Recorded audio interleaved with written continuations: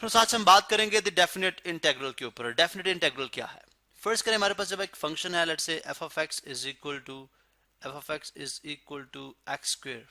ठीक है, हमारे पास फंक्शन है। अब इसका जब मैं ग्राफ प्लॉट करता हूँ, for example this is my Y axis, sorry this is my Y axis और this is my X axis. ठीक है, अब मैं ग्राफ इसका प्लॉट करता हूँ तो y is equal to graph somewhat. अब आपको आइडिया थोड़ा सा है कि ग्राफ इसका कुछ इस तरह से होगा, y is equal to x square. ठीक है, लाइक ये इसका ग्राफ आ गया। अब आप देखें, इसी तरह से अगर आप राइट साइड पे ड्रॉ करना चाहें तो डेफिनेटली वो भी इसी का ही रिफ्लेक्शन होगी, like this way and so on. चलें, अभी हम देखते हैं कि लेट्स से अगर मैं इस ग्राफ का when I basically f of x equal to x square का मतलब क्या है, y is equal to x square. ठीक है, अब इसका मतलब है कि मैं इस यहाँ पे x की वैल्यूज इंसर्ट करता जाऊँ तो मेरे पास y की वैल्यूज जो है वो निकलती जाएंगी। ठीक है, अब हम क्या करते हैं, अगर मैं इसका डेरिवेटिव लेता हूँ, ठीक है, उसको ड्राइव करता हूँ, d y by d x and similarly d by d x. ठीक है, तो d y by d x इसके बन जाएगा इक्वल टू एक्स के equal power formula, d y by d x is equal to 2x, that means dy is equal to 2x dx. अब this is called derived function, this is called derived function dy by dx। f prime of x actually किसके equal आ गया, जो कि एक derived function है, slope को represent करे, f prime of x is equal to 2x। अब इसको भी यहाँ पे मैं प्लॉट करूंगा, इसको भी मैं यहाँ पे प्लॉट करूंगा। ठीक है, चलिए मैं इसको यहाँ पे प्लॉट करता हूँ। यहाँ पे this is my y axis and this is my x axis, like this way. ठीक है, x एंड y। अब यहाँ पे देखें, let's say y prime is equal to 2x, इस तरह कह लेते हैं y prime is equal to 2x। अब x इज इक्वल टू 1 होगा, लेट्स से, ठीक है, x इक्वल टू 1 होगा तो y कितना होगा, 2। ठीक है, y इज इक्वल टू 2 होगा, x इक्वल टू 2 होगा, y इज इक्वल टू 4 होगा। ठीक है, somewhat here x equal to 3 होगा, y इज इक्वल टू 6 होगा, समवॉट हियर। अगर मैं इसको ज्वाइन कर दूं तो मेरे पास ये एक ग्राफ बनता हुआ नजर आ रहा है। ठीक है, ग्राफ बनता हुआ नजर आ रहा है। अब इसका मतलब है कि यहाँ पे अगर मैं एरिया अंडर द ग्राफ देखता हूँ, एरिया अंडर द ग्राफ देखता हूँ तो मेरे पास कोई एरिया कुछ इस तरह से आता है। फॉर एग्जांपल और स्पेसिफिक डेफिनेट का कॉन्सेप्ट ही बेसिकली ये है कि मुझे एक स्पेसिफिक जो है वो टाइम से स्पेसिफिक टाइम तक, फॉर एग्जांपल मैं कहता हूँ जी कि मुझे when x is equal to 1 and when x is equal to चलें यहाँ पे, ठीक है, when x is equal to 1 and x is equal to 3, x is equal to 3, इसके दरमियान इन बिटवीन ये एरिया फाइंड आउट करना है। ठीक है, ये एरिया फाइंड आउट करना है, जो कि डेफिनेटली अगर आप देखें तो इस केस में हमारे पास वो एक प्रॉपर जो है वो एक ट्रिपीजियम बन रही है, प्रॉपर एक जो है वो ट्रिपीजियम बन रही है। ठीक है, अब इसका मतलब है एक तो मेथड ये है कि मैं इसकी लाइक थ्रू ट्रिपीजियम इसका एरिया फाइंड आउट कर लूं, like with in this, like ये जो एरिया मुझे ये नहीं पता कि ये वाली लेंथ कितनी है। ठीक है, अनदर मेथड क्या है, दूसरा मेथड क्या है, हम देखते हैं जी कि अगर मैं इस जो ये area under the area under the line जो है बेसिकली, इसको मैं छोटे छोटे पैचेस में डिवाइड कर लूँ, छोटे छोटे स्मॉल पैचेस में, फॉर एग्जांपल दिस वे, छोटी छोटी रेक्टेंगल्स के अंदर। ठीक है, दिस वे, इसी तरह से एक रेक्टेंगल ये हो सकती है, एक रेक्टेंगल लाइक बहुत ज्यादा रेक्टेंगल हो सकती है, like this way and this way, बहुत ज्यादा रेक्टेंगल्स हैं ये। ठीक है, अब एक तो मेथड ये है कि अगर मैं इनका एरिया फाइंड आउट करूं बाय दिस, यानी तमाम रेक्टेंगल्स का एरिया फाइंड आउट कर लूं और उनको ऐड अप कर लूं, किस तरह से, बिकॉज आई नो कि यहां से लेके यहां तक जो डिस्टेंस है, दिस इज, इस डिस्टेंस को मैं कहता हूं, let's say this distance is delta x. ठीक है, delta x, and what is this distance, ये डिस्टेंस वही होगा जो कि x की x इज इक्वल टू 1 के ऊपर जो y की वैल्यू आएगी, this distance will be that. तो इसका मतलब है मेरे पास हाइट भी आ जाएगी, यानी लेंथ भी आ जाएगी, और विड्थ मैंने ऑलरेडी डेल्टा एक्स सपोज कर रखी है, इसके थ्रू मेरे पास जो है वो एरिया आ जाएगा। ठीक है, इस रेक्टेंगल, तो अगर मैं तमाम रेक्टेंगल्स के एरियाज को ऐड अप कर दूं, ठीक है, मतलब एरिया अंडर लाइन कर लें, ठीक है, area under line, area under slope क्या है, बिकॉज दिस रिप्रेजेंट स्लोप, क्योंकि ये स्लोप फंक्शन है, एरिया अंडर स्लोप वो किसके इक्वल आ जाएगा, area of all, area sum of area of all rectangles. ठीक है, sum of areas of all rectangles.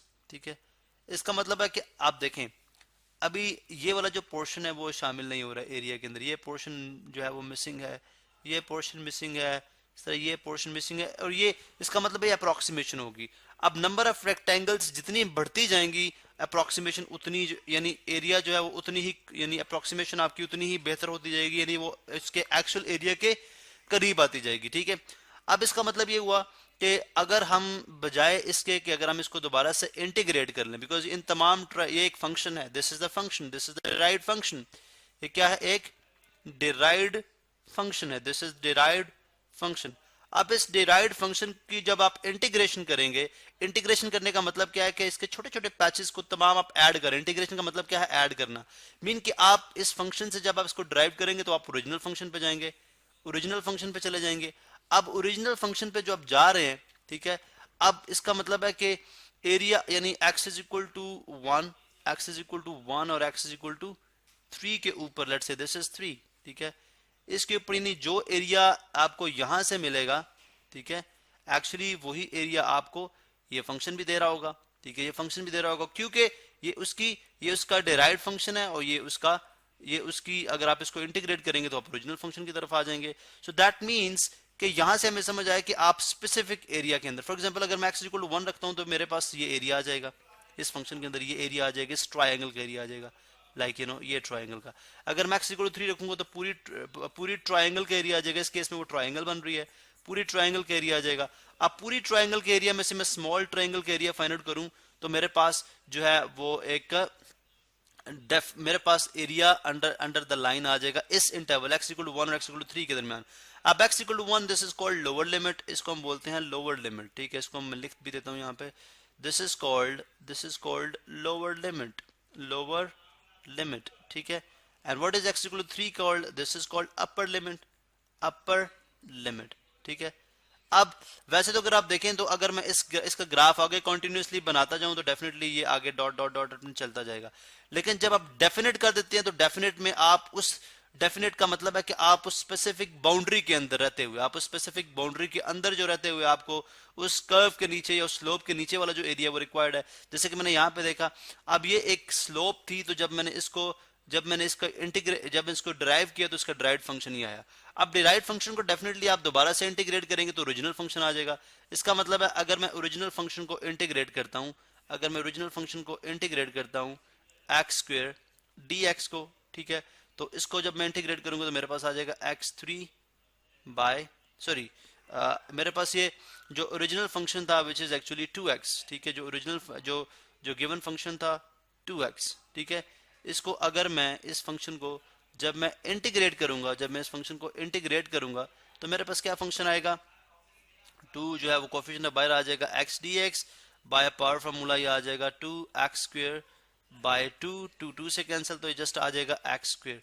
अब यहाँ पे आप लगाएंगे, बेसिकली यहाँ पे भी आप लगाते हैं लिमिट क्या है, from x equal to 1 to x equal to 3, from x equal to 1 to x equal to वो तो आपके पास गिवन फंक्शन नहीं था, बेसिकली यहाँ पे ये इंटीग्रेशन साइन नहीं आएगा बिकॉज इसको हम जो डिराइव्ड फंक्शन है उसकी इंटीग्रेशन करने जा रहे हैं। ठीक है, अच्छा यहाँ पे आपका ये डिराइव्ड फंक्शन था, ठीक है, ये जो ओरिजिनल फंक्शन था। अब इस तक हम कैसे पहुंचेंगे वापस, यहाँ से dx भी आप रिमूव करेंगे।